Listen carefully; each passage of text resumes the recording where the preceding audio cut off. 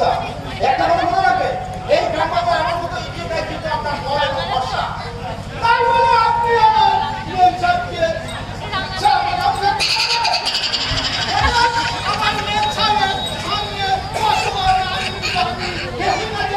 যদি একটা কিছু খারাপ হয়ে যায় আমি কিন্তু আপনাকে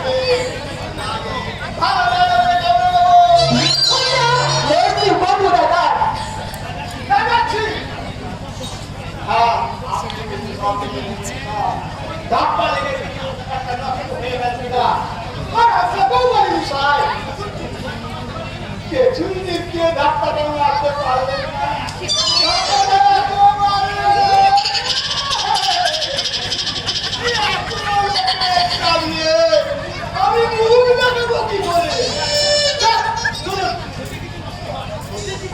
নষ্ট হয় আমার মেয়ে সাথে পিছিয়ে যাবে কিন্তু না কিন্তু আগের আমি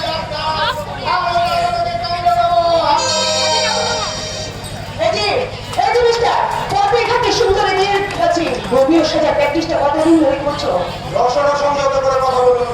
আর যাই হোক নিজেকে দিয়ে সারা পৃথিবীটাকে বিচার করতে চাই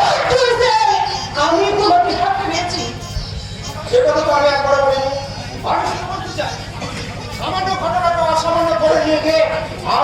আপনার মতো মেয়েরা পথে ঘাটে বাসে গ্রামে যেভাবে চিৎকার করতে ভালোবাসে তারা আজ্ঞায় হোক অন্তত ভদ্রবন্যা নয় আমি অসুস্থ সে বিচারটা না বাড়িতে কি করবে এখন এখান থেকে যেতে পারে যাবো যাবো তবে যাওয়ার আগে তোমার মতো ব্রেহেনকে উচিত শিক্ষা দিয়ে তবে আমি যাবো এমন আপনাকে যখন দিয়ে দিলেন তখন তার খবর সহ্য করবেন না তাই কি কখনো ছাড়ো লজ্জা হবে ছেড়ে দাও হাতটা আপনার হাতটা আমি কিন্তু সারা জীবনের জন্য ধরিনি শোনো ঈশ্বর যে হাতগুলো আপনাকে রান্নাঘরে রান্না করবার জন্য দিয়েছে সেই হাতগুলোকে এইভাবে অপব্যবহার করবেন না তোমারই আজকের অপমান আমি সারা জীবনে ভুলব না আবার আমাদের দেখা হবে সেদিন আমি তোমাকে গুছিয়ে দেব আপনি কে আপনি কি আপনি কেমন চপকে পিঠের চামড়া তুলে নিয়ে আমি তোমাকে গুছিয়ে দেব আপনি বের না মনুষ্য নারী রূপে লাগিনি বিলেতি পাশ্চাত্য শিক্ষিতা কাল লাগিনি আপনার বিষাক্ত বলে আপনি আমার শরীরকে নীল করে দিতে চাইছেন এটা কিন্তু পারবেন না আমি এই সমাজ ব্যবস্থার তীব্র প্রাণ পূর্তি সাধন করে আমি হয়েছে এই যুগের নীলকণ্ঠ নীলকণ্ঠের কণ্ঠনামে আমি চেপে ধরে যদি গুছিয়ে দিতে না পারি তাহলে মিছিল আমার নাম রুদ্র প্রদর্শন সর্বর্ণী কি বলেন আপনি চুপ করুন আপনি চান কি হলো তোমার না না আমার কিছু হয়নি আপনি এখান থেকে যান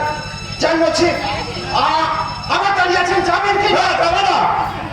গাড়ি বাজাবে তোর ভয় নাকি অনেকক্ষণ আগে এসেছি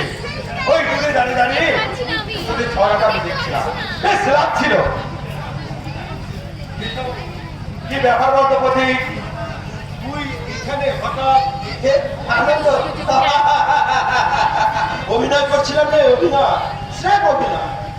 লোকর হাসি হেসে তুই আমার চোখকে ফাঁকি দিবি না সত্যি করে বলতো তোর আসল ব্যাপারটা কি আনন্দ এই পৃথিবীতে এমন অনেক কিছু ঘটনা ঘটে যার কোনো সঠিক ব্যাখ্যা পাওয়া যায় না রে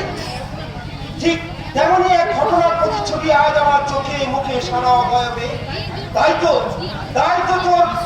সেই প্রতিবিদ্যুতের মুখে আজ নকল হাসি নকল